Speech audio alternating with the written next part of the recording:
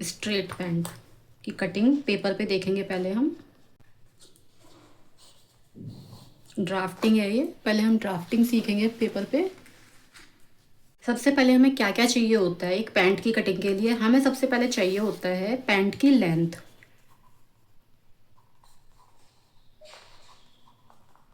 Length कुछ भी हो सकती है, हम यहाँ पे 36 ले लेते हैं। उसके बाद चाहिए होता है हमें बॉटम या मोहरी।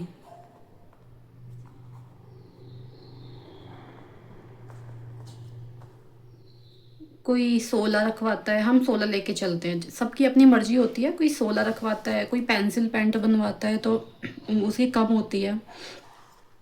तो बेसिकली हमें पैंट के लिए दो ही मेज़रमेंट चाहिए होते हैं। एक पैंट की लेंथ कितनी होनी चाहिए, बेसिक पैंट की मैं यहाँ बात कर रही हूँ। आज हम बेसिक पैंट बनाना सीख रहे हैं। और दूसरा हमें मोहरी चाहिए होती है कि कितनी मोहरी हम लेते हैं। तो सबसे पहले हम लेंथ ले लेंगे। मैं लूँगी यहाँ पे सेंटीमीटर के हिसाब से। कपड़े पे हम इंचज़ के हिसाब से कट करते हैं। तो लेंथ कितनी है हमारी 36। 36 में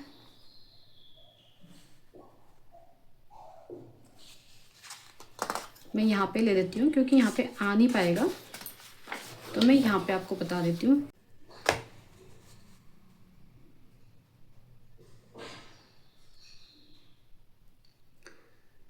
तो सबसे पहले पैंट कट करने से पहले हम बेल्ट निकालेंगे। 2 इंच की हम बेल्ट निकालते हैं।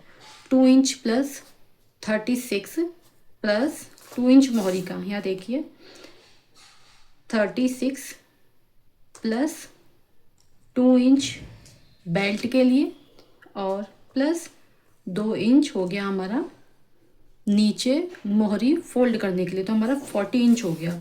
अब यहाँ पे पेपर छोटा है पर आप इसे 40 इंच ही मान के चलिए, ठीक है। तो ये हो गई हमारी 40 इंच लेंथ, ठीक है। अब यहाँ से लेंगे हम जितनी भी बेल्ट होती है। बेल्ट का हमारा फॉर्मूला है जितना भी हिप होगा, हिप डिवाइड बाय 4 प्लस 2 और 3 इंच। तो हमारा हिप है मान लीजिए 40 डिवाइड बाय 4 आ गया हमारा 10 इंचेस। 10 में हम 2 या 3 इंच प्लस करेंगे तो हमारा हो जाएगा 12 इंचेस, ठीक है। ये आप इस स्केल पे मत जाइए कि इसके मेज़रमेंट पे, मैं यहाँ पे मेज़रमेंट लिखती चलूँगी। यहाँ पे 40 इंच के हिसाब से हम पैंट बना रहे हैं। 40 इंच की लेंथ हो गई, ये लेंथ है। और ये बेल्ट का ये लिया है मैंने हिप डिवाइड बाय 4 प्लस 2 या 3 इंच, तो मैंने लिया है यहाँ पे 12 इंच, ठीक है। पहले 2 इंच हम ऊपर से बेल्ट के लिए छोड़ देंगे। ये 2 इंच बेल्ट है, बेल्ट है, ठीक है। अब यहाँ से हम इस एरिया से हम लेंगे क्योंकि ये तो बेल्ट है, ये तो दब जाएगी, है ना, फोल्ड हो जाएगी। तो यहाँ से लेंगे जितना भी हमें क्रॉच लेंथ रखनी है। तो क्रॉच लेंथ का भी हमारा सेम ही फॉर्मूला होता है, यही होता है। जितनी लाइन यहाँ पे आई है उसमें एक या 1.5 इंच हम, अगर हमें कंफर्टेबल पैंट चाहिए तो हम 1 से 1.5 इंच बढ़ा के कर सकते हैं। तो यहाँ पे हमारा 12 इंच है, तो यहाँ पे भी हम 12 और 13 इंच ही रखेंगे, 1 इंच बढ़ा सकते हैं, ठीक है। जो लाइन यहाँ से यहाँ आई है वही लाइन यहाँ पे भी सेम ही आएगी। यहाँ पे भी मैं लिख देती हूँ 12 इंच। और यहाँ पे आएगा ये लाइन जो है ये वाली, ये है 13.5 इंच की। ये अपने हिसाब से, अगर क्रॉच आपको नीचा चाहिए कि ज़्यादा फिट वाला क्रॉच लाइन नहीं चाहिए तो हम उसे बढ़ा भी सकते हैं। अब यहाँ पे क्रॉच के लिए हमें 2 से 3 इंच बढ़ाना होता है।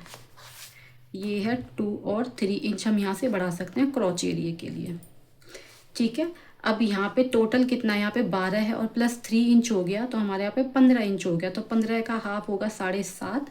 तो जितना भी यहाँ पे 7.5 है उतना ही यहाँ पे पहले हम 7.5 एक लाइन खींच लेंगे बॉटम पे, और यहाँ से भी हम 7.5 लेके एक लाइन यहाँ खींच लेंगे नीचे।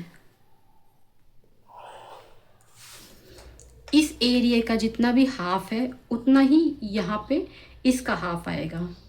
ठीक है। मान लीजिए 15 इंच है, यहाँ से लेके यहाँ तक 15 इंच है, तो इसका हो गया मिड पॉइंट 7.5। तो यहाँ से हो गया 7.5 इंच। तो हम यहाँ से भी यहाँ तक 7.5 ही रखेंगे। ठीक है। अब हमें देखना है कि बॉटम में हमें मोहरी कितनी रखनी है। तो यहाँ पे मोहरी है हमारी 16 इंच।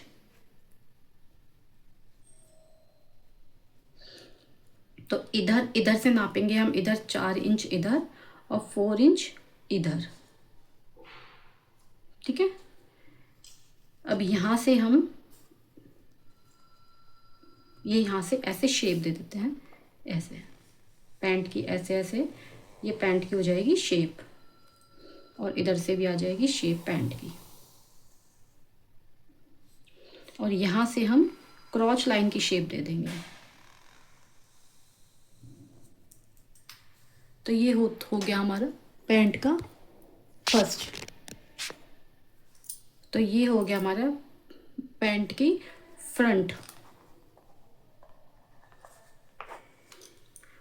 एरिया। हम ऐसे करते हैं।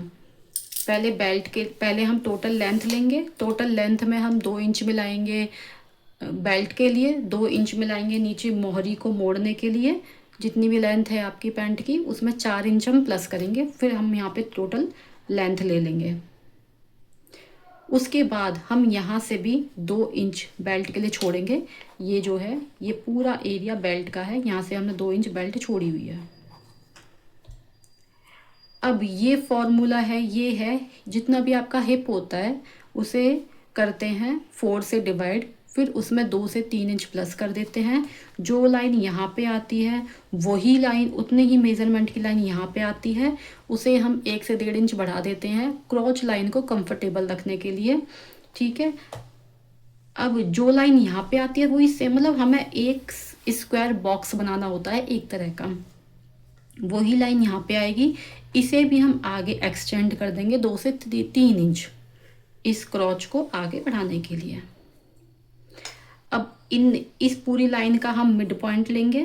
मिड पॉइंट जितना आएगा, जैसे ये 15 इंच है टोटल, इसका मिड पॉइंट आया है 7.5 पे।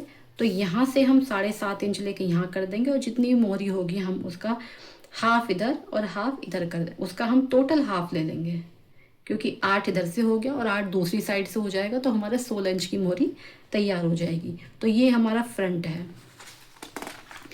अब आपको बैक भी बता देती हूँ एक बार।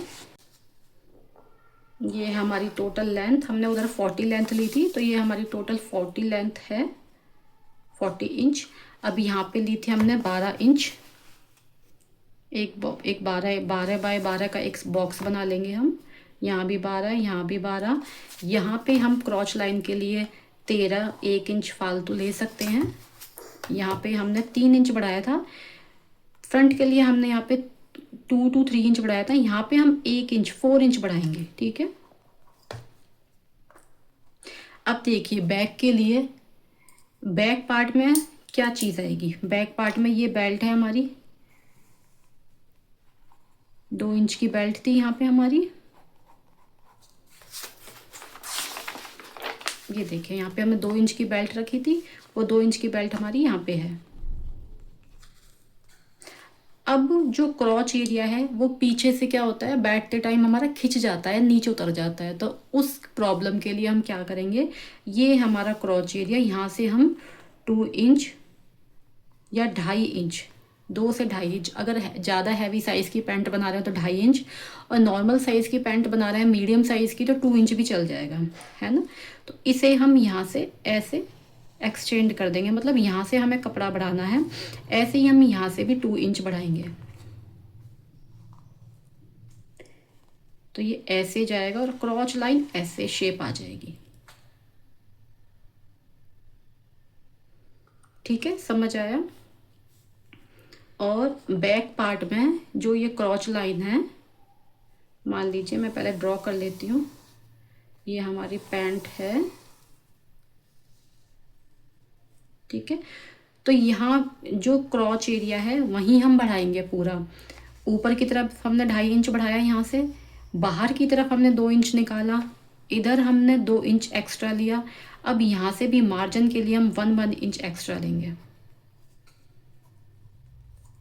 तो ये यहाँ से हम 1 इंच एक्स्ट्रा लेंगे। तो कटिंग जो होगी वो यहाँ से बढ़ के होगी, यहाँ से बढ़ गया, यहाँ से बढ़ गया और यहाँ से भी बढ़ गया। मतलब ये है कि बैक पार्ट की कटिंग करने के लिए हमें जो क्रॉच वाला एरिया है, जो क्रॉच की तरफ वाला एरिया है, वो सारा बढ़ा के काटना है। 2 से 2.5 इंच हम यहाँ से बढ़ाएंगे ऊपर की तरफ, फिर बाहर की तरफ भी बढ़ाएंगे, और जो क्रॉच के इधर की साइड है, लेग की तरफ का एरिया है, उसे भी हम यहाँ से बढ़ाएंगे। इधर की साइड से, फ्रंट साइड से हमें कुछ नहीं बढ़ाना है। जो हिप वाला एरिया है हमारा पीछे की साइड से, उधर से ही सारा बढ़ेगा। तो ये थी पैंट की एक सिंपल सी कटिंग। इसमें हमें 2 से 3 मेज़रमेंट ही चाहिए होते हैं। सॉरी, मैंने उसमें आपको एक मेज़रमेंट नहीं बताया था। सिंपल पैंट में हमें लेंथ चाहिए होती है, हिप साइज चाहिए होता है सिंपल पैंट में, और मोहरी या बॉटम कुछ भी कह सकते हैं, 3 हमें चाहिए होते हैं।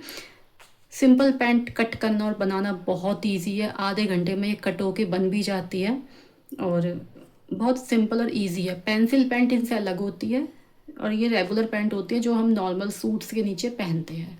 मैं लिख देती हूँ यहाँ पे बैक पार्ट, और ये है फ्रंट। तो अगर किसी भी लेवल पे आपको कोई भी कन्फ्यूज़न हो तो आप मुझे पूछ सकते हैं कमेंट करके। आपके सारे सवालों का मैं कोशिश करूँगी कि आपको समझा सकूँ, नहीं तो अगली वीडियो में मैं आपको बता के समझाने की कोशिश करूँगी अगर आपको कोई कन्फ्यूज़न या सवाल रहता है तो। Thanks for watching.